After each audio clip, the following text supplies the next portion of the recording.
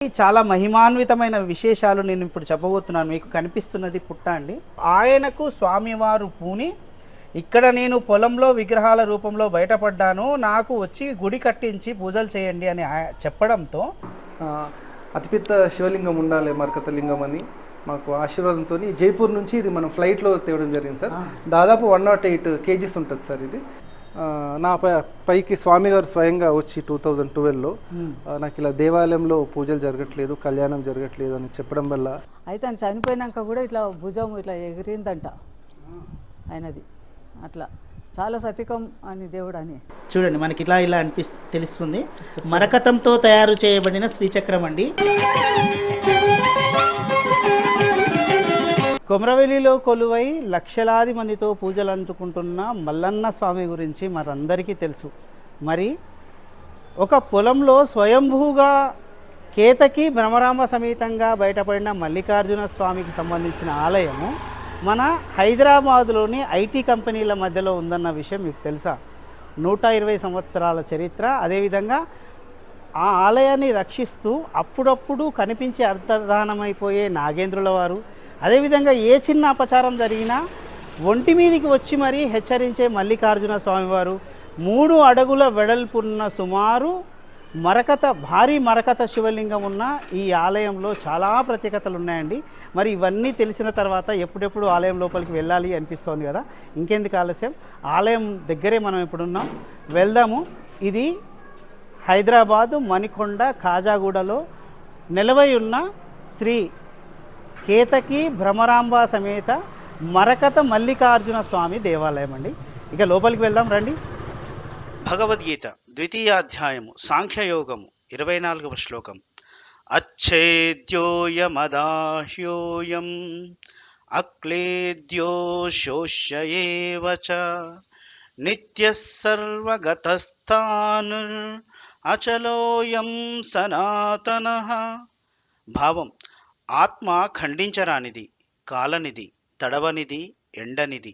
అది నిత్యం, సర్వవ్యాప్తం, శాశ్వతం, చలనరహితం, సనాతనం.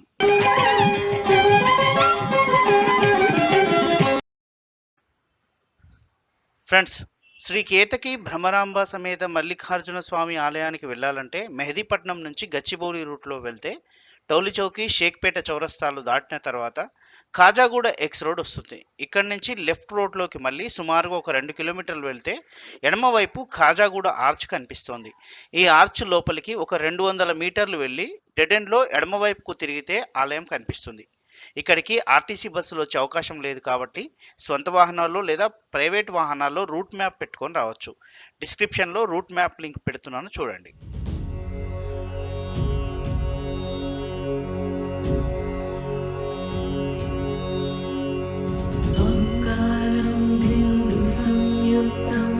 నిత్యం ధ్యాయంతి యోగినః కామదం మోక్షదం చైవ ఆకారాయ నమో నమః. నమంతి ఋషయో దేవాః నమత్యప్సరసాం గణాః నరా నమంతి దేవేశం నకారాయ నమో నమః. నమంతి ఋషయో దేవాః నమత్యప్సరసాం గణాః నరా నమంతి దేవేశం నకారాయ నమో నమః. నమస్తే అస్తు భగవన్ విశ్వేశ్వరాయ మహాదేవాయ త్ర్యంబకాయ త్రిపురాంతకాయ త్రికాగ్నికాలాయ కాలాగ్నిరుద్రాయ నీలకంఠాయ మృత్యుంజయాయ సర్వేశ్వరాయ సదాశివాయ శ్రీమన్మహాదేవాయ నమః. సయంచమే మయంచమే ప్రియంచమే కామంచమే షట్చమే త్రిపురంచమే धर्ताजमे दुषुंजमे नामाजमे जीवाजमे दुर्गुंजमे सुबुदिंजमे हरहर पार्वती पते महादेव शंभो शंकर जातवेदशेषन परदुर्गानावे सिंधुं द्रुताग्निः तामग्निवर्णां तपसा ज्वलन्तीं वैरोचनीं कर्मफलेषु दुष्टां दुर्गां देवीगं शरणमहं प्रपद्ये सुतरशतरशे नमः ओं सहस्रेरुषः पुरुषः सहस्राक्षरपादुषः भूमिं स्पदहृत्वा अच्छतिष्ठर्षाङ्कुलं पुरुष एवेदघं सर्वं यद्भूतं यच्च भव्यमुतामृतत्वा शेषानः दिन्नेन तिरुहते एतावानस्य महिमतो जयः पुच्छः पुरुषः पादोस्याः विश्वाभूतानि त्रिपादस्यामृतं दिवे त्रिपादूर्ध्वावधेत् पुरुषः पादोस्याः भवात् पुनः ततो विश्वन्याः क्रामतो शासनानशनभिः तस्मात् विराट जायता विराजो अधिपुरुषः स जातो अच्छरिचदाः पश्चात् भूमिमदोपरः यत्पुरुषेण वशाहं देवाघ्यमतन्वदा वसन्तस्यासिदाड्यमः ग्रीष्मिद्मासर्तवेः सप्ताशेषं वर्धयाः त्रिसप्तसमदा कृतां देवायज्ञं तन्वानाः अबद्धं पुरुषं वशमाः तमिज्ञं वर्षे प्रोक्षन्नो पुरुषं जातं कृताः तेन देवाय जन्ता साध्यार्हत्येह तस्माज्ञा सर्वतार्जसामान्यजिज्जरे चन्दागं दिज्जरे तस्मात् तस्माजायताः तस्मादश्वा जायन्ता ये केचोभया ततः गावो हज्जरे तस्मातो तस्माजाता जावयः यत्पुरुषं विदुः कल्जा विकल्पयन मुखङ्गमश्वको बाहो कावूरो पादौच्यते మల్లన్న స్వామికే. ముందే మనం చెప్పుకున్నట్లు ఈ ఆలయానికి చాలా విశేషాలు ఉన్నాయండి. ఆధునిక దేవాలయం ఇది, అంటే ఈ మధ్య నిర్మించిన ఆలయం, కానీ చరిత్ర మాత్రం 120 సంవత్సరాల కిందది. మరి 120 సంవత్సరాల కింద స్వయంభూగా పొలంలో దొరికిన స్వామివారు అమ్మవార్ల విగ్రహాలు ఉన్నాయండి. అంతేకాదు 3 అడుగుల వెడల్పైన మరకత శివలింగం ఉందండి, అది ఇక్కడ విశేషం. మరి ఇదే కాదండి, ఇంకా చాలా విశేషాలు ఉన్నాయండి. మీకు ఇంతకుముందే చెప్పినట్లు కనిపించి అంతర్ధానమైపోయే నాగేంద్రుల వారు ఉన్నారు. అదేవిధంగా ఏదైనా అపచారం జరిగితే వచ్చి మరీ హెచ్చరించి, అంటే ఒంటి మీదకి వచ్చి మరీ హెచ్చరించే మల్లికార్జున స్వామి. ఇలాంటి ఎన్నో విశేషాలు ఉన్నాయి. వీటన్నిటి గురించి మనం తెలుసుకుందాం. మనతో ఇక్కడ ఈ ఆలయానికి సంబంధించి కేతకి భ్రమరాంబ సమేత మరకత మల్లికార్జున స్వామి దేవాలయం ధర్మకర్త శ్రీ సంగం మల్లికార్జున గౌడ్ గారు ఉన్నారు. ఒకసారి ఆయనతో మాట్లాడదాం. నమస్కారం అండి. దాదాపు మా పూర్వీకులు 120 సంవత్సరాల నుంచి దేవాలయం దగ్గర పూజలు చేసుకుంటున్నారు సార్. మా తాతగారైన మల్లయ్య గారు, వాళ్ళ పేరే నాకు మా నాన్నగారు నామకరణంగా మల్లికార్జున చేశారు. సో అదే నేను అదృష్టంగా భావిస్తున్నాను. దాని తర్వాత ఇక్కడ స్వయంగా మా తాతల వాళ్ళ పెద్దక్క గారు రాధమ్మ గారు, ఆమె నిత్యం సేవలో ఇక్కడే పూజలు చేస్తుండే. దాని తర్వాత మా తాతగారులు అందరూ ఇక్కడ చేశారు. దాని తర్వాత మా నానమ్మ గారు మనమ్మ గారు ఇక్కడ కూడా ఆమె నిత్య పూజలు ఉండేవారు.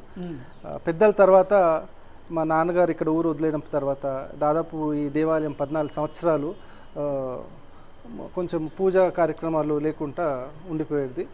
దాని తర్వాత నా పైకి స్వామివారు స్వయంగా వచ్చి 2012లో నాకు ఇలా దేవాలయంలో పూజలు జరగట్లేదు, కళ్యాణం జరగట్లేదు అని చెప్పడం వల్ల మా నాన్నగారి పైన ఆగ్రహించి ఒట్టు తీసుకొని నాకు పాలరాతితో గుడి కట్టాలని మాట తీసుకున్నారు.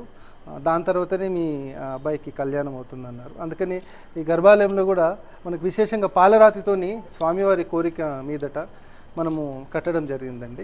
విశేషంగా తెలంగాణలో అతిపెద్ద మరకత లింగం సార్ ఇది. ఆయనకు అంతకుముందు సుమారుగా ఒక 40-50 పెళ్లి సంబంధాలు చూసినప్పటికీ పెళ్లి కాలేదు. మరి ఆయన ఎడ్యుకేషనల్ పరంగా కానీ కెరీర్ పరంగా కానీ ఎక్కడ తక్కువ లేరండి. ఆయన ఒక కార్పొరేట్ బ్యాంకింగ్ సెక్టార్లో ఒక పెద్ద పోస్టులో పనిచేస్తున్నవారు అయినా సరే సంబంధాలు కుదరకపోవడంతో ఆ తర్వాత స్వామివారు ఎప్పుడైతే వచ్చి చెప్పారో అప్పుడు తప్పు తెలుసుకొని వారు వచ్చి మరి ఆలయం నిర్మించిన తర్వాత ఒక పెద్ద కుటుంబం నుంచి, ఒక పెద్ద ఫ్యామిలీ నుంచి వారికి సంబంధం రావడం జరిగింది. ఇదంతా కూడా స్వామివారి మహత్యం అని అయితే వాళ్ళు అనుకుంటారు.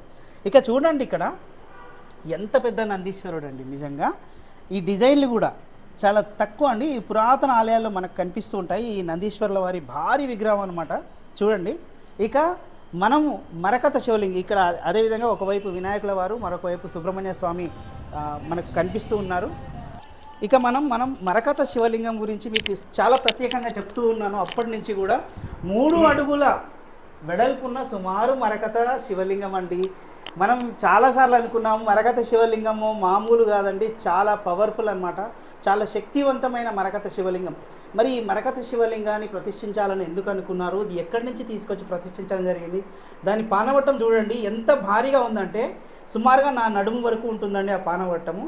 ఆ మరకత శివలింగం కూడా పైన కనిపించే 3 అడుగులు మాత్రమే కాదు, లోపలికి కూడా చాలా పెద్ద మరకత శివలింగం అండి. మరకత శివలింగం గురించి మాట్లాడుకొని ఆ తర్వాత స్వామివారి గురించి మాట్లాడుకున్నాం. చెప్పండి మల్లికార్జున గారు, ఇప్పుడు ఈ మరకత శివలింగాన్ని ప్రతిష్ఠించాలని మీరు ఎందుకు అనుకున్నారు, దాని వెనక ఏం కారణం ఉంది?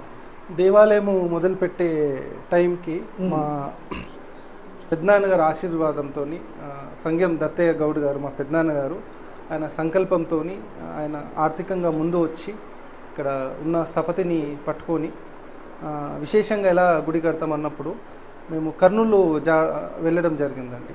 ఇక్కడ కర్నూలు విశేషంగా మనకి కర్నూలు కొండపైన ఒక శివాలయం ఉందంటే వెళ్ళడం జరిగింది. అక్కడ పూజారితో మాట్లాడేటప్పుడు స్వామి మరి ఇది లింగం కొంచెము గ్రీన్ కలర్ ఉంది ఏంది అంటే ఆయన చెప్పారు ఇది మరకటలింగం స్వామివారి పేరు సంగమేశ్వరం అన్నారనమాట. సో అప్పుడే మా ఇంటి పేరు కూడా సంగం కావడంతో ఈ లింగం ఎక్కడ దొరుకుతుంది అంటే ఆయన అన్నారు జైపూర్లో మీకు అవైలబుల్ ఉంటుందని చెప్పారనమాట. సో మా కుటుంబ సభ్యులతో మా పెద్దనాన్నగారి ఆశీర్వాదం తీసుకొని ఇక్కడ నుంచి మీకు చెప్పాను కదా జేజూరి మహారాష్ట్ర వెళ్ళి అక్కడ ఖండోబా మల్లికార్జున స్వామి దర్శనం చేసుకొని స్వయంగా జైపూర్ వెళ్ళి అక్కడ మేము అందరూ లింగం కొంటారు సార్, రెడీమేడ్గా కొంటారు. మేము అలా కాకుండా మరకటం స్టోనే మేము సెలెక్ట్ చేసుకొని దాదాపు 6 నెలలతో పాటు దాన్ని వర్క్ చేయించి అతిపెద్ద శివలింగం ఉండాలి మరకత లింగం అని మాకు ఆశీర్వాదంతో జైపూర్ నుంచి ఇది మనం ఫ్లైట్లో తేవడం జరిగింది సార్. దాదాపు 108 kgs ఉంటుంది సార్. ఇది 108 ఉంటుంది. మనము దీన్ని జెట్ ఎయిర్వేస్లో కార్గోలో మనము ఫ్లైట్లో తెచ్చాము సార్. ఇది ఆన్ రోడ్ డ్యామేజ్ అవ్వచ్చు అని చెప్పేసి చాలా డెలికేట్ ఉంటుంది సార్ మరకత లింగము. అంత ఈజీ కాదు ప్రతిష్టడము. వాళ్ళ ఫైనాన్షియల్ అంత సంఘం కుటుంబ సభ్యులందరూ సపోర్ట్తోని మా పూర్వీకుల ఆశీర్వాదంతో ఈ 120 సంవత్సరాల గుడి 2022 ఏప్రిల్ 15కి పునర్నిర్మాణం అయింది సార్. సో మరి మరకత శివలింగం అంటే అది చాలా విలువైంది ఉంటుంది. ఒక్కొక్క గ్రాము కూడా కాదు ఇంకా మిల్లీగ్రామ్స్లో లెక్కేస్తారు నాకు తెలుసు. అలా మరి దీనికి చాలా ఖర్చు అయి ఉంటుంది కదా? అవును సార్, దాదాపు దీనికి 5 లక్షల వరకు అయింది సార్. దీనికి దాతలు కూడా మా చిన్న తాత వారి కుమారి మిస్టర్ మన్మోహన్ గారు, స్వరూప గారు, వాళ్ళ తనయుడు విఘ్నేష్ కూడా నాతో రావడం జరిగింది. దానికి ప్రధాన దాతలు మా స్వరూపక్క కానీ వాళ్ళ కుమారుడు విఘ్నేష్ కానీ ఇరత సంఘం కుటుంబ సభ్యులు అందరూ తలా ఒక చేసి ఈ ఆలయం పునర్నిర్మాణం అయింది సార్. ఇక మనం ఇంతకుముందే చెప్పినట్టు స్వామివారు ఆయన అడిగినట్లుగా మనకు లోపలంతా కూడా వైట్ మార్బుల్ అండి, పాలరాతితో ఆయన అంటే ఉత్తర భారతదేశంలో ఎక్కువగా మనకు పాలరాతి ఆలయాలు కనిపిస్తూ ఉంటాయి. మనకు చూడండి చుట్టూ కూడా పాలరాతిలో స్వామివారు మధ్యలో మరకత లింగం తలతలా మెరిసిపోతుందండి. నిజంగా ఒక పాజిటివ్ వైబ్రేషన్స్ వస్తున్నాయి. ఇక మనం వెనక మనకు కనిపిస్తున్న స్వామివారు ఉన్నారో ఎక్కడైతే కేతకి భ్రమరాంబ సమేత మల్లికార్జున స్వామివారు కుమరెల్లి మల్లన్న అని మనం పిలుచుకుంటూ ఉంటామండి. ఆ మల్లికార్జున స్వామి మీసాలతో కనిపిస్తారు. మన దక్షిణాది వారికి ప్రత్యేకమైన మీసాల రూపంలో కనిపిస్తారు కాబట్టి దక్షిణాదికి సంబంధించిన స్వామి అనుకుంటారండి. కాదండి, ఇక్కడ రాజస్థాన్లో జైపూర్లో కూడా చాలా విశిష్టత ఉంది ఈ స్వామివారికి. అక్కడ ఖండోబా పేరుతో ఈ స్వామివారిని పిలుస్తారట. ఖండోబా అంటే కత్తి అండి, ఏం లేదు. ఆ కత్తిని చేపట్టి స్వామివారు రాజుగా ఉన్నారు కాబట్టి ఆయనను ఖండోబా పేరుతో పిలుస్తారు. ఇక్కడ అమ్మవారు కేతకి ఒకవైపు, ఇంకొక వైపు భ్రమరాంబ అమ్మవారు. భ్రమరాంబ అమ్మవారి గురించి మనకు తెలుసు. ఇక కేతకి అమ్మవారు కూడా గంగాదేవి రూపంగా చెప్తారు. అదేవిధంగా కేతకి అనే అప్సరస స్వామివారిని పూజించి ఆ తర్వాత కేతకి అమ్మవారిగా మారిందని కూడా అంటారు. వివిధ రకాల కథలు ప్రచారంలో ఉన్నాయి. నేనేమైనా తప్పుంటే నన్ను క్షమించండి. అయితే నాకు తెలిసినంత వరకు నేను వివరించే ప్రయత్నం చేసిన కేతకి భ్రమరాంబ సమేత మల్లికార్జున స్వామివారు చాలా విశేషమైన రూపంతో ఇక్కడ కనిపిస్తున్నారు. మరి ఇక్కడ ప్రతిష్ఠిత విగ్రహాలు కనిపిస్తున్నాయి చూడండి, ఇవన్నీ కూడా కృష్ణశిలలు అండి. కృష్ణశిల నుంచి తయారు చేసింది, అది కూడా మహాబలిపురం నుంచి తీసుకొచ్చినాయి. ఇంతకుముందు మనం చూసిన నంది విగ్రహం కూడా మహాబలిపురం నుంచి తీసుకొచ్చిన కృష్ణశిలతో చెక్కబడిన విగ్రహం అండి. ఇంత ప్రత్యేకంగా వారు అంటే ఆయన ఒక ప్రముఖమైన కార్పొరేట్ బ్యాంకింగ్ సెక్టార్లో ఉండి కూడా ఆ జాబును వదిలేసి మరీ స్వామివారి సేవకి అంకితం అయిపోయారంటే మనం ఊహించుకోండి ఎంత గొప్ప విశేషమో. అదే కాదు, ఇప్పుడు మరి ఆ కార్పొరేట్ బ్యాంకింగ్ నుంచి వచ్చిన తర్వాత ఒక స్టార్టప్ ప్రారంభించి, అంటే స్వామివారి సేవకు ఎటువంటి ఆటంకం కలగొద్దని ఒక స్టార్టప్ ప్రారంభించి తనకు వీలైనంత సమయాన్ని స్వామివారి సేవలో గడుపుతూ ఉన్నారు. ఈ ఆలయాన్ని చాలా అభివృద్ధి చేసే ఆలోచనలో కూడా ఉన్నారు. ఇంకా కూడా ఇక్కడ మనకు విగ్రహాలు కనిపిస్తున్నాయి. పెంబర్ద్రి తెలంగాణలో ఈ విగ్రహాలు కూడా మనము పెంబర్ద్రి మన యాదగిరిగుట్ట దగ్గర చేసిన ఉత్సవ విగ్రహాలండి. ఒక్కొక్కటి కూడా దాదాపు 5 kgs పైన ఉంటుంది సార్. పంచలోహాలు ఉత్సవ విగ్రహాలు. అయ్యప్ప స్వామి వారు కూడా మనకు కనిపిస్తున్నారు కుడి వైపున. చాలా విశేషం అండి.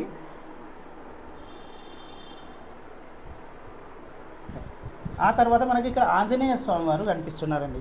అయితే ఇక్కడ ఆంజనేయ స్వామి వారు కనిపిస్తున్నారు. ఇంకా కుడివైపు మనకు మరకత శ్రీచక్రం ఇక్కడ శ్రీచక్రం కూడా కనిపిస్తుందండి మనకు. మరకతం.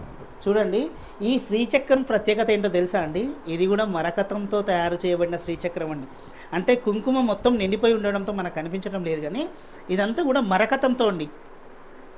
చూడండి, మనకి ఇలా తెలుస్తుంది. మరకతంతో తయారు చేయబడిన శ్రీచక్రం అండి. మామూలుగానే శ్రీచక్రానికి పూజ చేయడమే చాలా భాగ్యం అనుకుంటే, చూడండి మరకతంతో తయారైన శ్రీచక్రం ఇక్కడ కనిపిస్తోందండి. ఇక మీకు ఆంజనేయ స్వామి వారి గురించి చెప్పినప్పుడు ఇక్కడ మరికొన్ని ఆలయాలు నిర్మించడానికి కూడా వీళ్ళు సంకల్పించారండి. ఇదే ప్రాంగణంలో మరికొన్ని ఆలయాల నిర్మాణానికి, మరికొన్ని అభివృద్ధి కార్యక్రమాల నిర్మాణానికి కూడా వాళ్ళు సంకల్పించారు. చెప్పండి మరి, ఇక్కడ అంటే మనకి ఇప్పటి వరకు కనిపించిందంతా కూడా కొత్త ఆలయం అండి, నూతన ఆలయం చూపించాం. కానీ ఇక్కడ మీకు తెలియని ఇంకొక విశేషం ఉంది, దాని దగ్గరికి వెళ్ళబోతున్నాం. వెళ్ళబోయే ముందు స్వామివారిని ఒకసారి అడుగుదాం, ఇంకా ఏం విశేషాలు ఉన్నాయి. అది ఇప్పుడు మనం ఇందాకలా చెప్పుకున్నట్లుగా కూడా ఈ దేవాలయంలో ఒక విశేషమైన శక్తి పవర్ ఉందండి. పూర్వీకులు ఏదైతే గత 120 సంవత్సరాలుగా ఇక్కడ పూజలు అందుకుంటున్నారో ఆ యొక్క మల్లన్న స్వామి వారికి అనుగ్రహంతో ఈ యొక్క నూతన దేవాలయం నిర్మించడం జరిగింది. కావున ఇక్కడ విశేష శక్తి ఉంది. భక్తులు కోరిన కోరికలు కూడా సిద్ధిస్తాయి. అదేవిధంగా ఆరోగ్య సమస్యలు ఏవైనా ఉంటే ఆ స్వామివారికి నమస్కారం చేసుకుని రుద్రాభిషేకం చేసుకోవడం ద్వారా కూడా ఆరోగ్య సమస్యలు, జాతకరీత్యా ఉండే అపమృత్యు దోషాలు కూడా తొలగుతాయి. వివాహం కాని స్త్రీ పురుషులు ఎవరైనా ఉంటే వారు వచ్చి స్వామివారికి కూడా ప్రతి ఆదివారం కూడా మల్లన్న స్వామికి నమస్కారం చేసుకోవడం ద్వారా త్వరితంగా జాతకంలో దోషాలు తొలగి వివాహ కార్యక్రమాలు అవుతాయి. ఈ దేవాలయం కూడా ముందు కూడా ఇంకా అభివృద్ధి కార్యక్రమాలు కూడా చేయడం జరుగుతుందండి. ధన్యవాదాలు స్వామి. ఇక చూడండి, అప్పటి నుంచి కూడా మనము ఈ కొత్త ఆలయాన్ని చూపిస్తున్నాం, కానీ ఇక్కడ 120 సంవత్సరాల కింద పొలంలో దొరికిన విగ్రహాలు ఎక్కడున్నాయి, మరి అవి చూపించాలి కదా మీకు. అవి చూపిస్తేనే కదా ఈ ఆలయ ప్రత్యేకత తెలిసేది. ఇప్పుడు వెళ్దాం రండి. ఈ ఆలయం నిర్మించక ముందు వరకు కూడా ఇక్కడున్న మందిరం ఇప్పుడు మనం చూడబోయే మందిరం అండి. అంటే ఇప్పుడు ఈ ఆలయాన్ని సుమారుగా ఒక 10 అడుగుల వరకు పైకి లేపారు. ఆ 10 అడుగులు లేపక ముందు వరకు కూడా ఇక్కడ ఆలయం ఉండేదండి. చూడండి, దీన్ని కూడా లేపడం జరిగింది. నిజానికి ఈ ఆలయం చాలా కిందికి ఉండేదండి ఇదివరకు. ఇప్పుడు మనకు కనిపిస్తుంది చూడండి, ఇక్కడ చూడండి, ఇక్కడ విశేషం చూడండి, చాలా మహిమాన్వితమైన విశేషాలు నేను ఇప్పుడు చెప్పబోతున్నాను. మీకు కనిపిస్తున్నది పుట్ట అండి. నాగేంద్రుల వారు, ఎల్లమ్మ అమ్మవారు ఎప్పటి నుంచో కూడా ఇక్కడ ప్రతిష్ఠితమై ఉన్నారండి. అయితే ఇక్కడే అండి ఈ పొలంలో విగ్రహాలు ఇక్కడ ఇదివరకు ఇదంతా కూడా ఏరియా పొలాలు ఉండేవండి. ఇవన్నీ కూడా సుమారుగా ఒక 15 ఏళ్ళ కిందటి వరకు కూడా ఇక్కడ పొలాలు ఉండేవి. ఇది ఊరికి చివర అంటే శివార్లలో ఈ ప్రాంతం ఉండేది. ఇది ఖాజాగూడ అని పిలుస్తారు కదా. అయితే ఇక్కడ పొలాల్లో కొన్ని విగ్రహాలు దొరికాయండి. దొరికితే అవి తీసిపెట్టిన తర్వాత ఇక్కడ దగ్గరలోనే అనంత పద్మనాభ స్వామి ఆలయం ఉంది. ఆ ఆలయంలో అంతయ్య గారని ఉండేవారు. ఆయనకు స్వామివారు పూని ఇక్కడ నేను పొలంలో విగ్రహాల రూపంలో బయటపడ్డాను, నాకు వచ్చి గుడి కట్టించి పూజలు చేయండి అని చెప్పడంతో ఇప్పుడు ఈ మల్లికార్జున గౌడ్ గారి పూర్వీకులు ఎవరైతే ఉన్నారో వీరి తాతగారు సుమారుగా 100-120 సంవత్సరాల కింద వారు అప్పుడు ఈ విగ్రహాలని తీసి చేయడం జరిగింది. ఇవన్నీ మా పొలంలో దొరికిన విగ్రహాలండి. ఇక్కడ విశేషంగా ఇక్కడ మా పూర్వీకులు పట్వారీస్ ఉండే. సో దాదాపు ఇక్కడ 300 ఎకరాల్లో మనకున్న పొలాల్లో దొరికిన విగ్రహాలండి ఇవి విశేషంగా ఆనాటి నుంచి ఇప్పటి వరకు ప్రతి ఆదివారం అభిషేకం చేస్తామండి ఇవన్నీ కూడా. ఇది తర్వాత మేము జేజూరి వెళ్ళి పునర్నిర్మాణం చేసేటప్పుడు ఇది అదే విగ్రహము మాకు అక్కడ కనబడిందండి. జేజూరిలో మహారాష్ట్ర పూణే సమీపంలో అక్కడ మల్లన్న గుడి ఉంది. అక్కడ చరిత్ర ఏంటంటే అక్కడ ఆయన సామ్రాజ్యం పరిపాలించాడని. మేము అక్కడ వెళ్ళినప్పుడు నిర్మాణంకి అక్కడ వెళ్ళినప్పుడు ఇదే విగ్రహం మాకు మళ్ళీ అక్కడ దొరికిందండి. సేమ్ విగ్రహం సేమ్. ఇది మా పూర్వీకులు తెచ్చింది. ఇది స్వయంగా మా కుటుంబ సభ్యులు నేను తెచ్చిందండి. ఈ పొలంలో దొరికినాయి సరే. ఇవన్నీ పొలంలో దొరికినాయి. ఇవైతే ఉన్నాయో ఇవన్నీ పొలంలో దొరికినాయి అన్నమాట. ఇక్కడ ఈ విగ్రహాలు ప్రత్యేకంగా కనిపిస్తున్నాయి. ఇవి కూడా జేజూరు నుంచి తెచ్చాం సార్. ఇది మీరు మహారాష్ట్ర సైడ్ వెళ్తే మల్లన్నని ఈ విధంగా వాహనం మీద అమ్మవారు అయ్యగారు విశేషంగా ఉంటాయి. ఈ విగ్రహం గుర్రం మీద ఊరేగినట్టు వెళ్తున్నట్టుగా ఉంటుంది సార్ మనకి. అంతకుముందు కూడా ఇక్కడ ఈ స్థల పురాణంలో ఏంటంటే మా నాన్న వాళ్ళు వాళ్ళ కుటుంబ సభ్యులందరూ కూడా ఇక్కడ దంగలు ఉండే మనకి. దంగలు అంటే ఇక్కడ కుస్తీ చేసేవారు అనమాట. భగవంతుని పూజిస్తూ ఇక్కడ ప్రాక్టీస్ చేసేవారు అనమాట. కుస్తీ అనేది ఇండియన్ స్టైల్ రెజ్లింగ్ ప్రాక్టీస్ చేసి మా నాన్నగారు నేషనల్ లెవెల్, స్టేట్ లెవెల్ కూడా ఆంధ్రకేసరి టైటిల్ వెళ్ళి తీసుకోవడం ఉంది. సో దీని ఒక అంటే మల్లన్న అంటేనే వారియర్. మీకు మహారాష్ట్రలో మల్లన్నని ఖండోబా అంటారు. ఖండోబా అంటే ఖడ్గం అనమాట. సో అలాంటి స్థలంలో చాలా విశేషంగా ఇక్కడ ప్రాక్టీస్ చేసి ఇక్కడ కొబ్బరికాయ కొట్టి వాళ్ళు గేమ్స్లో పార్టిసిపేట్. దాదాపు 120 సంవత్సరాల ముందు ఈ గుడి నిర్మాణం జరిగిందండి. ఇవి మా పూర్వీకులు తెచ్చిన విగ్రహాలు. ఇవి మహారాష్ట్రలో పూణేలో జేజూరి దగ్గర ఈ భగవంతుని విగ్రహాలు కనబడతాయండి. ఇది దాదాపు 120 సంవత్సరాల ముందు విగ్రహాలు. ప్రతి ఆదివారం కూడా మనము విశేషంగా అభిషేకం చేసి మళ్ళీ ఇది ఉన్న మూల స్థానం ఏదైతుందో మా పూర్వీకులు కట్టింది అక్కడనే అభిషేకం చేసి ఇక్కడ ఆరతి ఇచ్చి అక్కడ పెట్టేస్తాం అన్నమాట. మనం దాదాపు దేవాలయం పైన 10 అడుగుల పైన ఉన్నాం సార్.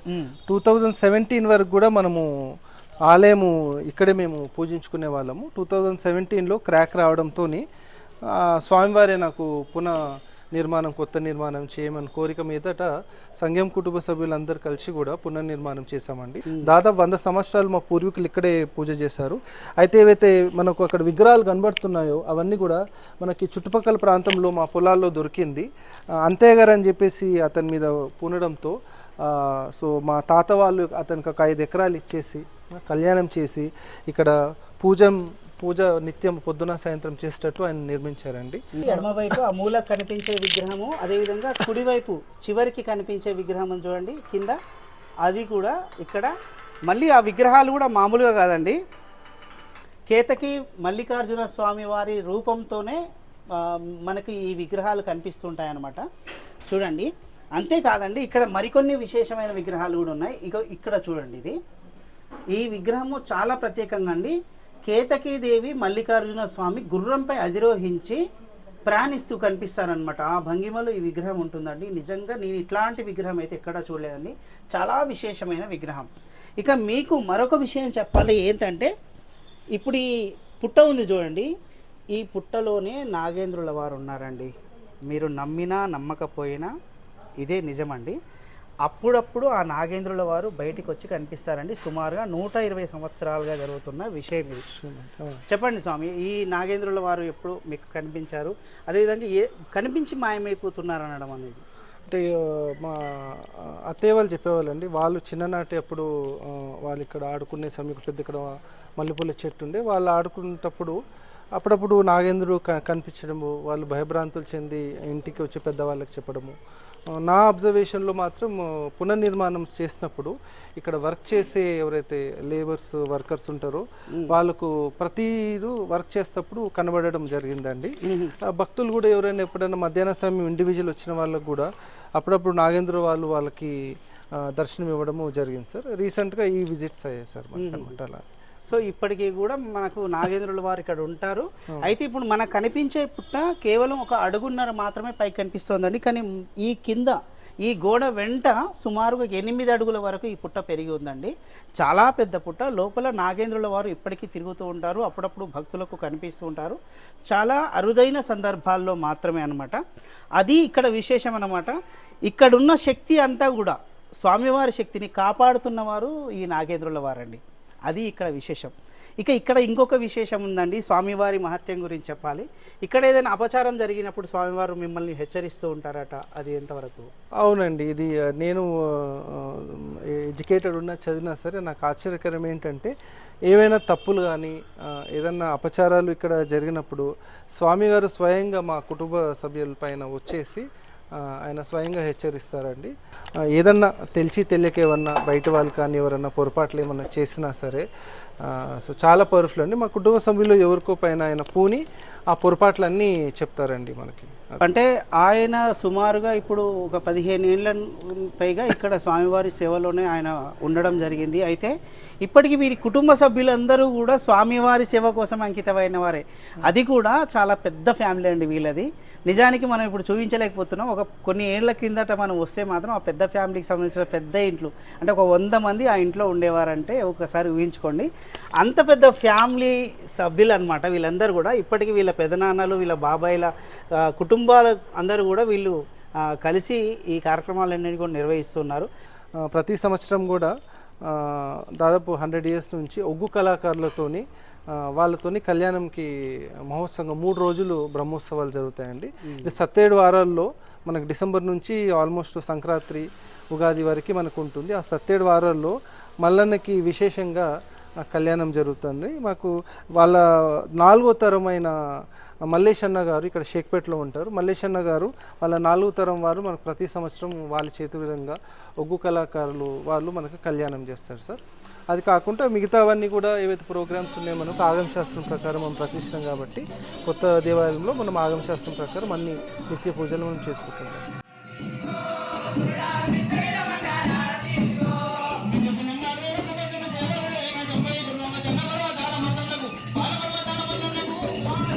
చాలా విశేషమైనది ఏంటంటే అండి, ప్రతి ఆదివారం రోజున ఇక్కడ ప్రత్యేకమైన అభిషేకం జరుగుతుంది. అదేవిధంగా పంచహారతి పేరుతో 5 రకాల హారతులు ఇక్కడ నిర్వహిస్తారండి. అది చూసి తనివి చూడాల్సిందే తప్ప మనం వర్ణించడం సాధ్యం కాదు. చాలా బాగుంటుంది. నమస్తే అస్తు భగవన్ విశ్వేశ్వరాయ మహాదేవాయ త్ర్యంబకాయ త్రిపురాంతకాయ త్రికాగ్నికాలాయ కాలాగ్నిరుద్రాయ నీలకంఠాయ మృత్యుంజయాయ సర్వేశ్వర సదాశివాయ శ్రీమన్మహాదేవాయ నమః. సయంచమే మయంచమే ప్రియంచమే కామంచమే షట్చమే ద్రవిడంచమే धर्ताजमे दुषुंजमे नामाजमे जीवाजमे दुर्गुंजमे सुबलिंजमे हरहर पार्वती पते महादेव शंभो शंकर जातवेदशेषण परदुर्गानावे सिंधुं द्रुताग्निः तामग्निवर्णां तपसा ज्वलन्तीं वैरोचनीं कर्मफलेषु दुष्टां दुर्गां देवीं शरणमहं प्रपद्ये सुतरशतरशे नमः. ओं सहस्रेरुषः पुरुषः सहस्राक्षरपादुषः भूमिं स्पदहूर्ध्वा अच्छतिष्ठर्षाङ्कुलं पुरुष एवेदहं सर्वं यद्भूतं यच्च भव्यमुतामृतत्वा शेषानः दिन्नेन द्रुहते एतावानस्य महिमतो जायः कुचा पुरुषः पादोस्याः विश्वाभूतानि त्रिपादस्यामृतं दिवे त्रिपादूर्भावदेत् पुरुषः पादोस्याः भवात् पुनः ततो विश्वन्याः क्रामतो शासनानशनभिः तस्मात् विराट जायते.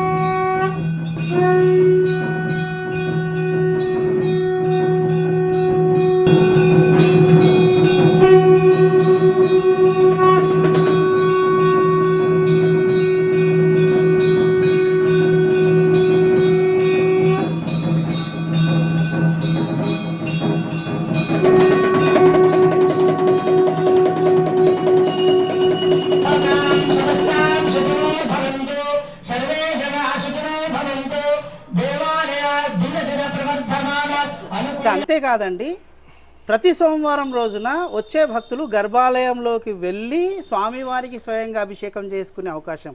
మరకత శివలింగానికి చూడండి ఎంత అంటే పూర్వజన్మ పుణ్యం ఉంటే తప్ప మీరు ఈ వీడియో చూడరు. మీరు తెలుసుకొని ఇక్కడికి వచ్చి సోమవారం రోజున గర్భాలయంలోకి వెళ్ళి అభిషేకం చేసే అవకాశం పొందరండి. అలాంటి భాగ్యం ఇక్కడ కలుగుతోంది. ఇలాంటి అనేక విశేషాలు మనం ఇక్కడ అర్చకులు ఉన్నారు ముఖేష్ శర్మ గారు, ఆయనని అడిగి తెలుసుకుందాం. ఒక సోమవారం మాత్రమే భక్తులకి గర్భాలయ ప్రవేశం కల్పించి భక్తుల చేతుల మీదుగా స్వామివారికి శివాలయంలో అభిషేక కార్యక్రమాలు జరుగుతూ ఉంటాయి. అదేవిధంగా కుజదోష పరిహారార్థము సర్పదోష పరిహారార్థము కూడా ప్రతి మంగళవారము కూడా సుబ్రహ్మణ్యేశ్వర స్వామి వారికి ఉదయం 8 గంటలకి అభిషేక కార్యక్రమం జరుగుతుంది. మరలా ప్రతి బుధవారము కూడా ఉదయం 8 గంటలకి శ్రీ వరసిద్ధి వినాయక స్వామి వారికి అభిషేక కార్యక్రమం. మరలా ప్రతి శుక్రవారము కూడా రాత్రి 7 గంటలకు మహిళల చేత కుంకుమార్చన కార్యక్రమం జరుగుతుంది. ప్రతి శనివారము కూడా ఉదయం 8 గంటలకి శ్రీ అభయ ఆంజనేయ స్వామి వారికి అభిషేక కార్యక్రమాలు. ప్రతి నెల సంకటహార చతుర్థి రోజు రాత్రి 7 గంటలకు, చవితి రోజు రాత్రి 7 గంటలకు స్వామివారికి వరసిద్ధి వినాయక స్వామివారికి అభిషేక కార్యక్రమం. మాస శివరాత్రి రోజు ప్రదోష కాలంలో రాత్రి 7 గంటలకు ఏకకాలంలో నందీశ్వర స్వామివారికి, మల్లికార్జున స్వామివారికి ప్రతి చతుర్దశి ప్రదోష కాలంలో మాస శివరాత్రి రోజు ఏకకాలంలో అభిషేక కార్యక్రమాలు జరుగుతూ ఉంటాయండి ఈ దేవాలయంలో.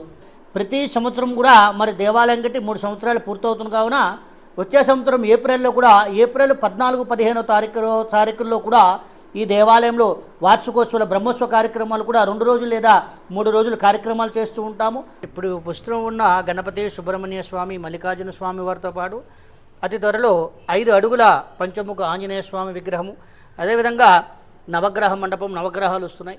కాలభైరవ స్వామివారు, దక్షిణామూర్తి, అదేవిధంగా ఉపాలయాలు ఏవైతే ఉన్నాయో స్వామివారికి ఇరువైపులో కూడా ద్వారపాలకులు, ఇలా విశేషంగా కూడా కొన్ని విగ్రహ ప్రతిష్టలు కూడా చేయాల సంకల్పంతో వాటన్నిటికీ కూడా మనము ఈ దేవాలయంలో కొన్ని కొత్త విగ్రహాలు కూడా ప్రతిష్టా కార్యక్రమాలు ఉన్నాయి. కావున భక్తులు ఇంకా అందరూ కూడా సహాయ సహకారాలు కావాలి. అందరి యొక్క సహాయ సహకారాలతో ఈ దేవాలయం ఇంకా ముందుకు వెళ్తుందండి. అదే కాదు, ఇక్కడ కొన్ని గోవుల్ని కూడా వీళ్ళు పెంచుతున్నారండి. అది కూడా పుంగనూరు ఆవులండి. చాలా విశేషం అండి. పుంగనూరు ఆవుల గురించి మనం ఇప్పటికే చాలాసార్లు వినున్నాము. చాలా చిన్నగా ఉంటాయి సైజులో. ఇంట్లో కూడా పెంచుకోగలిగిన ఆవులు పుంగనూరు ఆవులు అని అంటారు. మేము పుట్టకముందు వచ్చింది ఇది గుడి. మాకు తెలివి వచ్చిన నుంచి ఇక ఇక్కడనే ఈ పూజలు జరిపించడము. మా మేనత్త చేసేదంట ఫస్ట్ సంఘం రాధమ్మ, తర్వాత ఆమె పోయిన తర్వాత ఇంకా మా అమ్మ చేసేదంట సంఘం వీరమ్మనమ్మ. ఆయనతో పాటు బావ కొడుకులు నమశివుడు, నారాయణ స్వామి వీళ్ళందరూ ఈడ కళ్యాణం నారాయణ స్వామి చేస్తుండే ఫస్ట్. ఇంకా మా నాయన లేడు కాబట్టి మా అమ్మ చేయకపోవు. నారాయణ స్వామి తర్వాత ఆయన పోయిన తర్వాత నమశివుడు చేసేవారు. ఇంకా ఆయన కూడా పోయిన తర్వాత ఇంకా మొత్తం బంద్ అయిపోయింది. ఇప్పుడు ఈ పిల్లలు అన్న వాళ్ళ పిల్లలు లేపి గుడిని కట్టించడము అది చేయడం చేస్తుండ్రు. అంతయ్య అని ఈ మన ఈ గుట్టల నుంచి నార్సింగికి అప్పుడు బస్సులు ఏది రోడ్ లేకుంటే నడిచిపోయేవాళ్ళంట. అక్కడ మా నాన్నమ్మ అక్కడ నార్సింగిలో కళ్ళమ్మేదంట. అయితే ఆమె పోతూ వస్తూ ఉంటే ఒక ఆయన అక్కడ సిగమూగుతుంటే ఏంది ఈయన ఇట్లా సిగమూగుతుండా అని తీసుకొచ్చింది అనమాట ఆమె ఇక్కడ. అయితే ఇక్కడ ఇంత ఒక హాల్ లాగా ఇంత ఉడిచి దాంట్లో చిన్న గుడి కట్టించారు. అది కట్టించి వారం ఆయనది సిగమూగుతుండే. భక్తిగా మంచి భక్తి ఉండే ఆయనది, నమ్మకం బాగా. ఆయన చనిపోయినప్పుడు కూడా మేము దర్గా స్కూల్లో చదువుకున్నాము. వస్తున్నప్పుడు ఆయన ఇట్లా చనిపోయిండని చెప్పిండ్రు. అయితే ఆయన చనిపోయినాక కూడా ఇట్లా భుజం ఇట్లా ఎగిరిందంట ఆయనది. అట్లా చాలా సతికం అని దేవుడు అని. నేను ఈ మధ్యకాలం నుంచి వస్తున్నాను టెంపుల్కి. అంతకుముందు కూడా నాకు తెలియదు, వేరే ఫ్రెండ్స్ ద్వారా నాకు ఈ టెంపుల్ గురించి తెలిసింది. దాదాపు ఒక 1-2 months నుంచి వస్తున్నాను టెంపుల్కి రెగ్యులర్గా. దాదాపు ఇక్కడ 120 సంవత్సరాల క్రితం నుంచి ఇక్కడ ఒక పుట్ట ఉంది అని విని నేనే ఆశ్చర్యపోయాను. ఈ చుట్టుపక్కల ఈ విషయం కూడా చాలామందికి తెలియదు. అదిగాక ఒక మరకత శివలింగం అండి, చాలా పెద్ద మరకత శివలింగం. మరకతంతోనో శివలింగం ఉండటమే చాలా కష్టం ఈ రోజుల్లో. ఈ సరౌండింగ్లో ఒక అతిపెద్ద శివలింగం ఉన్న శివాలయం ఏది అంటే మనకి ఇక్కడ ఉన్న శివాలయం ఖాజాగూడలో ఉన్నటువంటి శ్రీ కేతకి భ్రమరాంబ సమేత మరకత మల్లికార్జున స్వామి దేవాలయం. చాలా పవర్ఫుల్ టెంపుల్ అండి ఇక్కడ. నేను గత 3-4 నెలల నుంచి వస్తున్నాను. స్వామివారికి బాగా నమస్కారం చేసుకుంటున్నాను. సత్యమైతే ఉందండి ఇక్కడ. ఎస్పెషల్లీ ఇక్కడ పుట్ట ఏదైతే ఉందో 120 సంవత్సరాల క్రితం ఉన్న పుట్ట అనేది చాలా చాలా పవర్ఫుల్ అండి. ఓం నమః శివాయ. ఓం నమః శివాయ.